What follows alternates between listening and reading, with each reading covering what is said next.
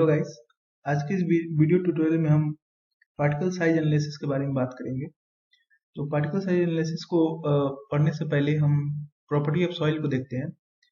जो सॉइल की generally soil जो होता है वो जनरली टू टाइप्स की प्रॉपर्टी को शो करता है। एक होता है आपका इंजीनियरिंग प्रॉपर्टी और दूसरी होती है आपकी इंडेक्स प्रॉपर्टी। ओके, जो आपकी इंजीनियरिंग प्रॉपर्टी होती है उसके अंदर आपका परमेबिलिटी, कंप्रेसिबिलिटी, शियर स्ट्रेंथ आता है। ओके, और जो हम नेक्स्ट प्रॉपर्टी की बात करते हैं वो होता है आपका इंडेक्स प्रॉपर्टी। ओके, तो जो पार्टिकल साइज एनालिसिस है वो बेसिकली इंडेक्स प्रॉपर्टी के अंदर ही आता है। आपकी जो इंजीनियरिंग प्रॉपर्टी होती है सॉइल की, उसमें जिनमें आपका परमेबिलिटी, कंप्रेसिबिलिटी, शियर स्ट्रेंथ आता है, ये बहुत ज़्यादा टाइम कंज्यूमिंग होती है। तो बेसिकली जो हमारे साइट इंजीनियर्स होते हैं वो इंडेक्स प्रॉपर्टी की हेल्प से इंडेक्स प्रॉपर्टी की हेल्प से इंजीनियरिंग प्रॉपर्टी का रफ आइडिया लगाते हैं। ओके, वो क्या करते हैं, इंडेक्स प्रॉपर्टी की हेल्प से इंजीनियरिंग प्रॉपर्टी का रफ आइडिया लगाते हैं। क्योंकि जो आपका इंडेक्स प्रॉपर्टी होता है वो जनरली बहुत कम टाइम लगाता है as compare to engineering property. Okay, index property में पार्टिकल साइज एनालिसिस के अलावा भी बहुत सारे और मेथड्स आते हैं। जैसे कि अगर आप कोर्स ग्रेन सॉइल की बात करें तो उसके लिए हम पार्टिकल साइज एनालिसिस का यूज करते हैं। ये कोर्स ग्रेन सॉइल के लिए होता है। ओके, और अगर हम फाइन ग्रेन सॉइल की बात करें तो उस केस में हम अटरवर्क्स लिमिट के थ्रू हम फाइन ग्रेन सॉइल को या उसकी प्रॉपर्टी को हम पता करते हैं। ओके, इसके अलावा इंडेक्स प्रॉपर्टी के अंदर ही आपका रिलेटिव डेंसिटी का भी टर्म आ जाता है, रिलेटिव डेंसिटी का। ओके, तो चलिए हम देखते हैं आपका पार्टिकल साइज एनालिसिस के बारे में। ओके, तो basically particle size analysis method क्या है? It is a method of separation of soil into different categories based on particle size. Okay, जो आपकी इंडेक्स प्रॉपर्टी है उसमें जो आपका पार्टिकल साइज एनालिसिस है वो बेसिकली पार्टिकल्स को उनके साइज के अकॉर्डिंग डिफरेंट कैटेगरीज में बांट देता है। ओके, अब जो इसकी नेक्स्ट प्रॉपर्टी है वो है for measuring distribution of particle size in a soil we conduct particle size analysis और मैकेनिकल एनालिसिस। ओके, तो हम जो आपके पार्टिकल्स होते हैं सॉइल के उन्हें हम एक तरह से कैटेगराइज करने के लिए ही हम पार्टिकल साइज एनालिसिस मेथड या इसे ही हम मैकेनिकल एनालिसिस मेथड ही बोलते हैं, इनका यूज करते हैं। ओके, अब देखते हैं मैकेनिकल एनालिसिस के बारे में। मैकेनिकल एनालिसिस या इसी को हम पार्टिकल साइज एनालिसिस की बात करें तो इसे हम दो तरीके से कर सकते हैं। पहला जो है आपका सीव एनालिसिस और दूसरा है आपका सेडिमेंटेशन एनालिसिस। ओके, तो सीव एनालिसिस की बात करें, ओके, तो सीव एनालिसिस क्या है? Soil is sieved through set of sieves. मतलब जो आपका सॉइल होता है उसे हम बहुत सारे सीव्स के हेल्प से उसे हम सीव करते हैं, यानी कि उसे हम छानते हैं। ओके, जो आपके सीव्स होते हैं वो जनरली स्पन ब्रास और फॉस्फोरस ब्रॉन्ज से बने होते हैं। ओके, और dia of sieve generally between 15 to 20 centimetre. जो आपके सीव होते हैं उनका जो डाया होता है वो बेसिकली 15 से 20 सेंटीमीटर तक होता है। ओके, ये जो डाया है आप देख सकते हैं इस फिगर में, जो डी है ये बेसिकली 15 से 20 सेंटीमीटर के रेंज में हो सकता है। सीव एनालिसिस भी दो वे में आप कर सकते हैं। पहला है आपका ड्राई सीव एनालिसिस और दूसरा है आपका वेट सीव एनालिसिस। ओके, तो अब हम देखते हैं कि ड्राई सीव एनालिसिस क्या है, उसके बाद हम देखेंगे कि वेट सीव एनालिसिस क्या है। तो ड्राई सीव एनालिसिस की बात करें तो जैसा कि आपको नाम से पता चल रहा है ड्राई। ओके, ड्राई मीन्स क्या? सूखा हुआ। या इसे और अच्छे से समझें तो क्या कर सकते हैं, ऐसे सॉइल्स जिनमें वाटर कंटेंट नेग्लिजिबल हो।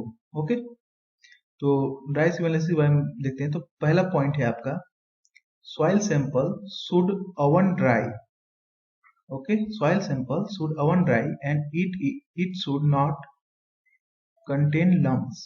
जो पहला पॉइंट है वो बोल रहा है कि जो सॉइल सैंपल है जिसे हम सीव करने वाले हैं उसे हम सबसे पहले क्या करेंगे, ओवन ड्राई कर लेंगे। ओवन ड्राई मतलब क्या, तो उस सॉइल सैंपल में से वाटर कंटेंट या मॉइस्चर कंटेंट को हम हटा देंगे।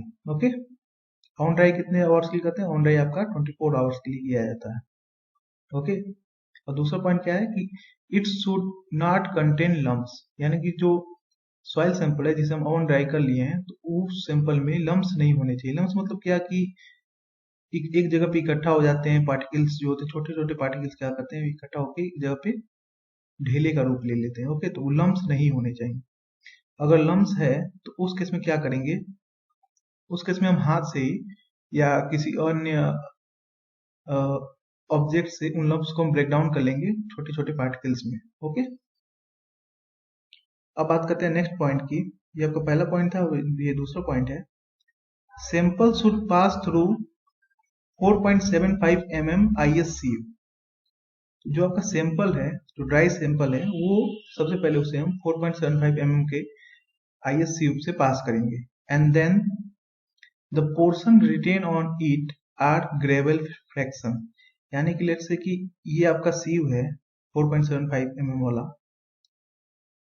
ओके, तो जब हम इसमें सॉइल सैंपल रखे, इसको सीव किए, तो सीव करने से जो पोर्शन नीचे आ गया उसकी बात नहीं अभी हो रही है। जो पोर्शन इस पे बच गया, यानी जो बड़े बड़े पार्टिकल्स होंगे जो इस सीव से पास नहीं हो पाएंगे, इन पार्टिकल्स को हम ग्रेवल फ्रैक्शन बोलते हैं। ओके, नेक्स्ट पॉइंट है gravel fraction sieved through mechanical सेकर और हैंड सेकिंग। जो ग्रेवल फ्रैक्शन जो बचे हैं इन्हें हम क्या करते हैं, मैकेनिकल सेकर या एक डिवाइस होता है। ओके, इस पे हम सीव को रखते हैं, इसमें ग्रेवल फ्रैक्शन बचे हुए हैं। इस डिवाइस को जब ऑन करेंगे तो ये आपका उन पार्टिकल्स को सेक करेगा ताकि वो सीव हो सके। या इसके अलावा हम हैंड सेकिंग का भी यूज करते हैं। ओके, जो आपका फोर्थ पॉइंट है, weight retained on each sieve is measured and then cumulative percentage quantity finer than sieve size are determined। यानी कि जो सॉइल सैंपल था उसे हम डिफरेंट IS sieve से पास करेंगे। ओके, डिफरेंट IS sieve से पास करेंगे तो पर sieve, या लेट्स से कि अगर हमने सबसे पहले 4.75 mm से पास किया तो इस पे जो पोर्शन रिटेन हो गया, ओके, उसे हम दूसरे IS sieve से पास करेंगे जो इससे ज्यादा साइज की होंगी। तो उसी हिसाब से जितना आपका वेट रिटेन हो रहा है पर सीव, यानी कि जो आप सीविंग कर रहे हैं उसमें जितना आपका वेट रिटेन हो रहा है, ठीक है, उसको हम कैलकुलेट करते रहेंगे। उसके बाद क्या करेंगे, then cumulative percentage quantity finer than sieve size are determined. उसके बाद क्या करेंगे कि हम वेट रिटेन को तो देख लिया, उसके बाद ये परसेंटेज फाइनर की क्या होता है कि जो आपका पार्टिकल्स हैं जो इस सीव से पास हो गए हैं, ठीक है, उन्हें हम बोलते हैं फाइनर, यानी कि वो इस सीव से पास हो चुके हैं, यानी उनका जो साइज है उस सीव के होल से छोटा है। ओके, तो क्या करेंगे, जो परसेंटेज फाइनर है यानी कि जो वेट आपका सीव करने के बाद बच रहा है, ठीक है, जो नीचे पास हो जा रहा है, उनका हम क्यूमुलेटिव परसेंटेज निकालेंगे। ओके, उसके बाद एक और पॉइंट है आपका कि जो ड्राई सीव होता है, dry sieve analysis is suitable for cohesionless soil with little or no finer. जो आपका ड्राई सीव एनालिसिस हम करते हैं वो बेसिकली हम कोहेजनलेस सॉइल के लिए करते हैं। ओके, और जिनमें आपका बहुत कम फाइनर होते हैं या फिर फाइनर नहीं होते हैं। ओके, फाइनर मतलब कि ऐसे पार्टिकल जिनका साइज 75 माइक्रोन की इक्वल हो या इससे छोटा हो। ओके, अब नेक्स्ट बात करते हैं वेट सीव एनालिसिस की। जैसा कि इसमें भी आप नाम के थ्रू ही पता कर सकते हैं, वेट सीव मतलब क्या, इस सैंपल में वाटर कंटेंट होगा। ओके, या हम इसमें एक्स्ट्रा वाटर को मिलाएंगे। ओके, तो वेट सीव एनालिसिस क्या है, if soil contain more than 5% of finer particles wet sieve analysis is required। यानी कि आपका लेट से कि ये सॉइल सैंपल है इस ट्रे में, इसमें क्या है कि आपका जो फाइनर पार्टिकल्स हैं, यानी ऐसे पार्टिकल जिनका साइज 75 माइक्रोन या इससे छोटा है, तो उस केस में, और ये फाइनर पार्टिकल्स हैं और इनका जो टोटल पोर्शन है उस 5% of the total weight, okay, total weight के 5% या उससे ज्यादा हो गया, तो उस केस में हम क्या करते हैं, वेट सिव एनालिसिस मेथड का यूज करते हैं। ओके, अब इसमें क्या आपका प्रोसीजर है, वो basically the dried sample is taken in tray, यानी कि जो ड्राई सैंपल होता है सॉइल का, उसे हम क्या करते हैं, एक ट्रे में लेते हैं, उसका क्या करेंगे, इसे हम सोक कर देंगे, सोक विथ वाटर, इसमें हम पानी मिला देंगे। ओके, तो इसमें हम पानी मिला दिए ड्राई सैंपल में, उसके बाद उसमें और क्या क्या चीजें हम मिलाते हैं, तो उसमें आपका आता है फर्स्ट पॉइंट में, वो होता है डीफ्लोकुलेशन। डीफ्लोकुलेशन कराने के लिए हम क्या करते हैं, उसमें सोडियम हेक्सामेटाफॉस्फेट को मिलाते हैं, और कितना मिलाते हैं, एट रेट 2 ग्राम पर लीटर इज एडेड। यानी कि अगर आपने इस ड्राई सैंपल में, अगर आप मान लीजिए आपने 1 लीटर वाटर ऐड किया, 1 लीटर वाटर ऐड किया, या 1 लीटर वाटर में सोक किया है, तो उस केस में आप क्या करेंगे, इसमें 2 gram sodium hexametaphosphate solution को मिलाएंगे। ओके, उसके बाद क्या करेंगे, जो आपका नेक्स्ट पॉइंट हो, sample stirred and left for soaking for at least 1 hour. उसके बाद क्या करेंगे, ये जो सैंपल है आपका, इसे हम स्टेयर कर लेंगे, या फिर कहें इजी लैंग्वेज में तो इसे हम मिला लेंगे। ओके, उसके बाद हम इसे 1 घंटे के लिए छोड़ देंगे, ताकि जो आपका सॉइल, ड्राई सॉइल है, वो अच्छे से वाटर को एब्जॉर्ब कर सके। ओके, नेक्स्ट पॉइंट है आपका, slurry is then sieved through 4.75 mm ISC and washed with jet of water and sieved through 75 micron sieve। यानी क्या बोल रहा है कि जो आपका ये स्लरी बना, मतलब आफ्टर 1 आवर जो आपका ये सैंपल बना, ये बेसिकली स्लरी हो जाएगा, इसमें सॉइल में आपको वाटर अच्छे से मिल जाएगा, तो इसे स्लरी या हम बोल सकते हैं मड बोल सकते हैं। तो उस केस में क्या होगा, ये जो स्लरी है, इसे हम क्या करेंगे, सबसे पहले 4.75 mm ISC से पास कराएंगे। ओके, उसके बाद क्या करेंगे, हम इस सैंपल में जेट ऑफ वाटर के हेल्प से, ठीक है, मतलब कि पानी के एक जेट स्प्रे उस पर लगा देंगे, तो ये जो सैंपल है, इस जेट स्प्रे पानी को डिस्ट्रीब्यूट करेगा, उससे क्या होगा कि आपके जो सॉइल पार्टिकल्स हैं वो पानी उन पे टकराएगा। उसके बाद हम क्या करेंगे, सीव थ्रू 75 माइक्रोन सीव। उसके बाद जो सैंपल बचा उसे हम 75 माइक्रोन के सीव से सीव कर लेंगे। ओके, उसके बाद क्या बोल रहा है इस पॉइंट में, इफ मटेरियल रिटेन, मटेरियल मतलब क्या है, जो आपका सॉइल सैंपल है, मटेरियल रिटेन ऑन 4.75 mm, तो जो आप ये प्रोसीजर कर रहे थे, तो आपने सबसे पहले 4.75 mm में आपने सीविंग किया। ओके, 4.75 mm सीव में, तो जो आपके सॉइल सैंपल बच गए इससे 4.75 ml पे ही आपके रिटेन कर गए हैं, ठीक है, तो उन्हें हम क्या बोलेंगे, कोर्स पार्टिकल बोलेंगे। कोर्स पार्टिकल, या ऐसे पार्टिकल जिनके साइज 4.75 mm से ग्रेटर होती है। ओके, अब बात करते हैं परसेंटेज फाइनर के बारे में। ओके, तो परसेंटेज फाइनर निकालने के लिए हमें बेसिकली सबसे पहले परसेंटेज निकालना पड़ेगा। उसके बाद हम सबसे पहले परसेंटेज निकाले, उसके बाद हम उसका क्यूमुलेटिव परसेंटेज निकालेंगे, उसके बाद हम परसेंटेज फाइनर का फार्मूला लगाएंगे। ओके, तो आप यहाँ देख रहे होंगे कि P1 equal to M1 upon M into 100, और जो P2 है आपका, P2 equal to M2 upon M into 100। ऐसे ही अगर हम Pn निकालें तो क्या हो जाएगा, Mn अपॉन M इंटू 100। यहाँ जो आपका M1 है, M2 है या Mn है, ये क्या है, ये बेसिकली है आपका mass of soil retained on respective sieve, यानी कि जिस सीव पे आप सीविंग कर रहे हैं उस पे जो आपके मास रिटेन होकर जा रहे हैं, ठीक है, जो पास हो जा रहे हैं उनकी नहीं बात हो रही, जो रिटेन कर जा रहे हैं उनका मास हमने यहाँ M1, M2 और Mn से रिप्रेजेंट किया है। और ये M क्या है, M है आपका basically total mass of sample, यानी कि हमने स्टार्टिंग में जो सैंपल लिया था उसका जो टोटल मास था उसकी बात हो रही है। ओके, इंटू 100, तो इससे क्या मिलेगा आपको, उस पर्टिकुलर सीव के थ्रू परसेंटेज निकल जाएगा आपका।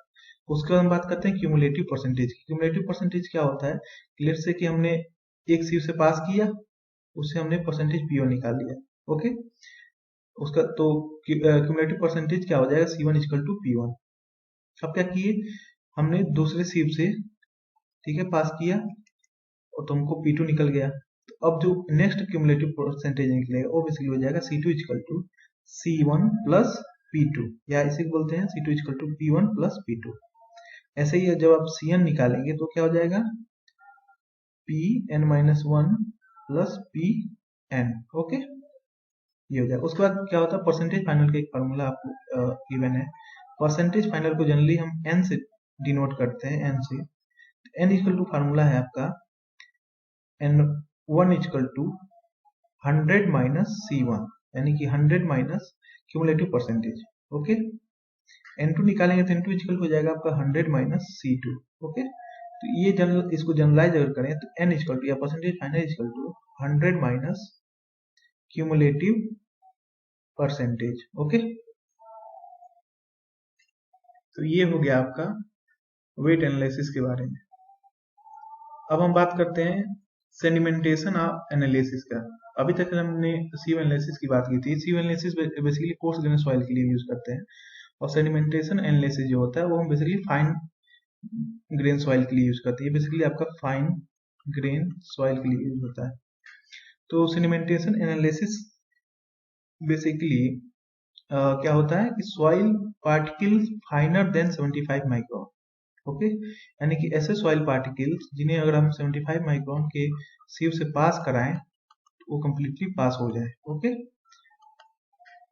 और जो होता है इसका जो आपका सेडिमेंटेशन एनालिसिस होता है वो बेसिकली स्टोक्स लॉ पे डिपेंड करता है। तो हम क्या करते हैं कि हम ये अज्यूम करते हैं सेडिमेंटेशन एनालिसिस में कि जो हमारे पास सॉइल है या सॉइल सैंपल है, जो हमारे पास सॉइल सैंपल है, तो उसमें डिफरेंट 3 टाइप्स के सॉइल हम यूज कर रहे हैं। ओके,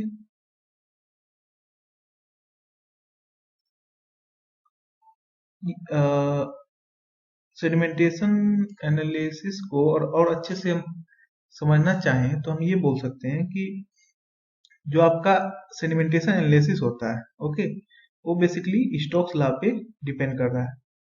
अब आप ये सोच रहे होंगे कि स्टोक्स लॉ क्या है, तो स्टोक्स लॉ बेसिकली आपके टर्मिनल वेलोसिटी पे डिपेंडेंट होता है, टर्मिनल वेलोसिटी पे। ओके, या टर्मिनल वेलोसिटी को आपका स्टोक्स लॉ रिप्रेजेंट करता है। ठीक है, तो ये टर्मिनल वेलोसिटी को और समझना हो तो हम क्या बोल सकते हैं कि लेट से कि हमने सॉइल लिया, सॉइल सैंपल लिया।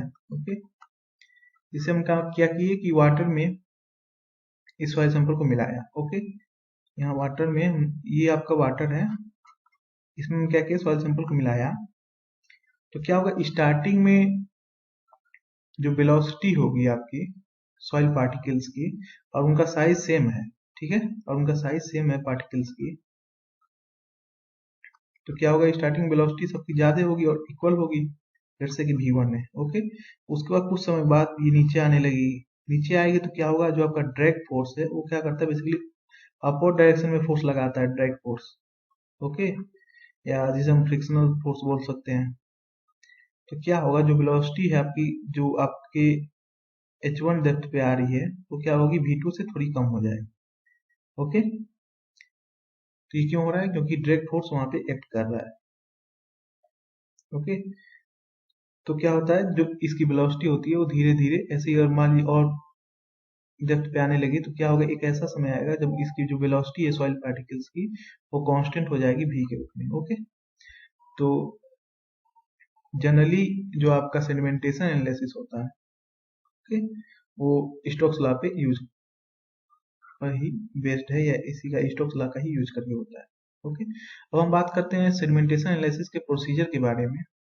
ओके, तो soil is taken in a beaker and treated with hydrogen peroxide solution to remove organic matter.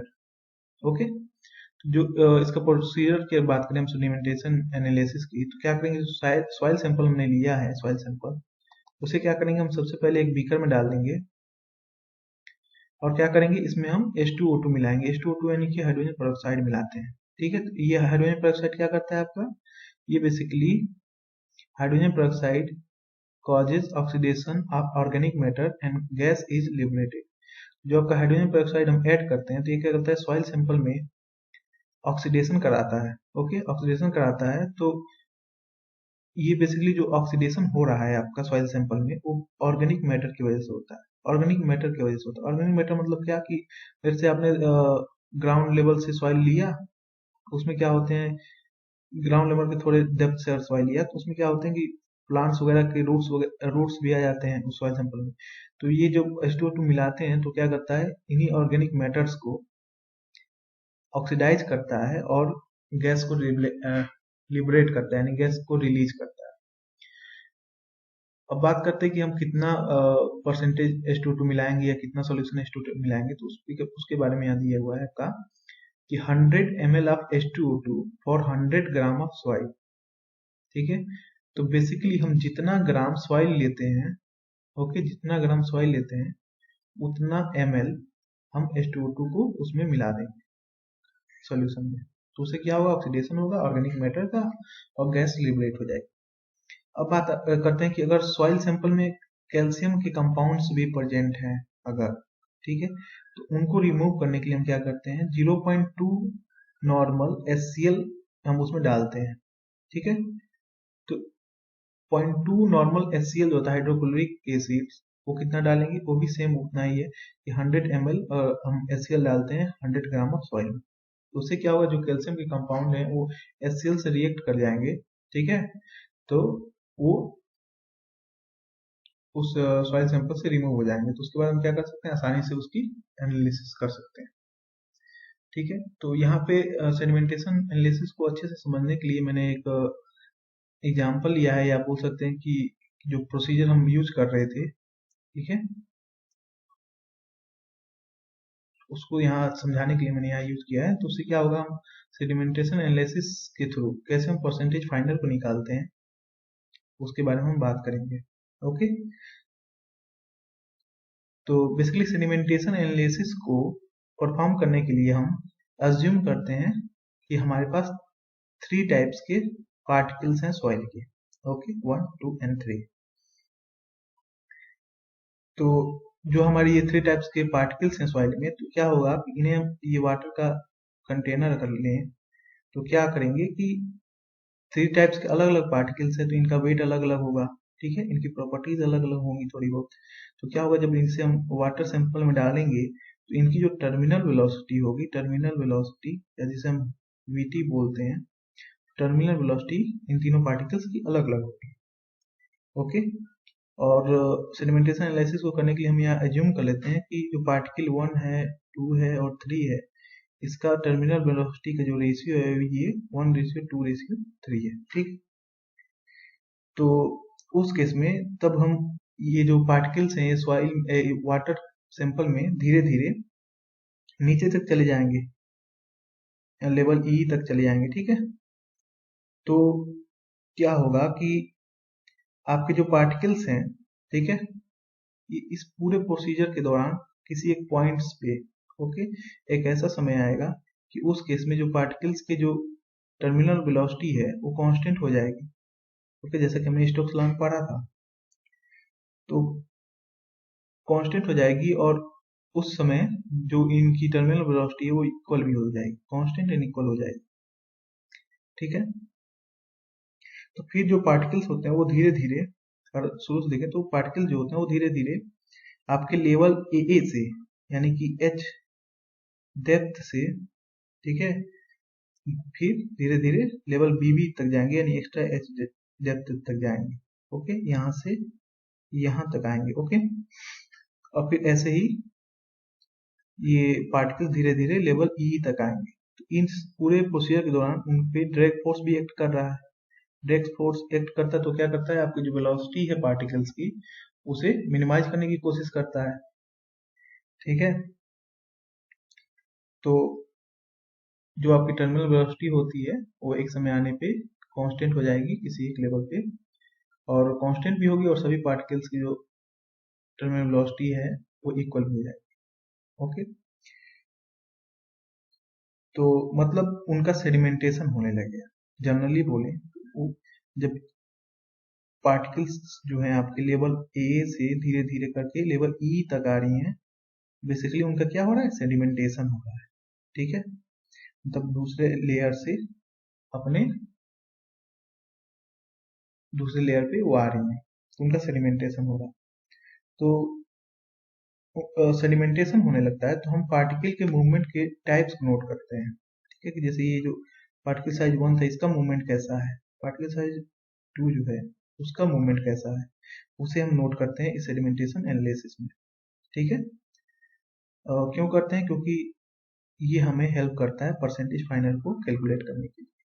तो परसेंटेज फाइनल को कैलकुलेट करने का एक जनरल फार्मूला यहाँ पे गिवन है, percentage final is equal to md by ms into 100। यहाँ md क्या है आपका, md है मास ऑफ पार्टिकल पर ml of suspension eight depth h1 after time t। Okay, तो ये जो md है वो आपका क्या है, मास ऑफ पार्टिकल है पर ml ऑफ सस्पेंशन, पर ml सस्पेंशन और कितने डेप्थ पे, h डेप्थ पे आफ्टर टाइम t। ठीक है, तो हम बेसिकली जो सेडिमेंटेशन एनालिसिस कर रहे थे तो हम ये देख रहे थे कि लेवल ए से लेवल बी तक जाने के लिए, ठीक है, उसे एच डेप्थ को कवर करना पड़ रहा है। एच डेप्थ को कवर करने के लिए इन तीनों पार्टिकल्स में जो अलग अलग पार्टिकल साइज हैं इन्हें कितना समय लग रहा है। ठीक है, तो उस समय को भी हम कैलकुलेट करते हैं T1 T2 T3 को। ठीक है, उसके बाद हम देखते हैं कि पर ml सस्पेंशन में डेप्थ h पे कितना मास ऑफ पार्टिकल प्रेजेंट है, तो वो आपका हो जाता है md। और ms क्या होता है, तो ms क्या होता है, ms basically mass of particle पर ml of suspension at beginning of sedimentation, यानी कि सेडिमेंटेशन होने से पहले, यानी कि लेवल ए या इससे ऊपर की बात करें, सेडिमेंटेशन प्रोसेस को होने से पहले ही हम पर ml सस्पेंशन में मास ऑफ पार्टिकल को कैलकुलेट कर लिए जाते हैं, तो आपका हो जाता है ms। ओके, तो परसेंटेज फाइनल कितना होता है आपका, इस फॉर्मूले में देखिए, percentage final is equal to md divide by ms into 100। इसके थ्रू हम क्या करते हैं, परसेंटेज फाइनल को कैलकुलेट कर लेते हैं। ओके, तो आज की वीडियो के लिए सिर्फ इतना ही। अगर आपको कोई डाउट हो तो आप कमेंट सेक्शन में बता सकते हैं। नेक्स्ट वीडियो में हम इंडेक्स प्रॉपर्टी और इंजीनियरिंग प्रॉपर्टी के बारे में और इन डेप्थ बात करेंगे। ठीक है, thank you for watching this video. Please subscribe this channel for getting more such awesome content. Thank you.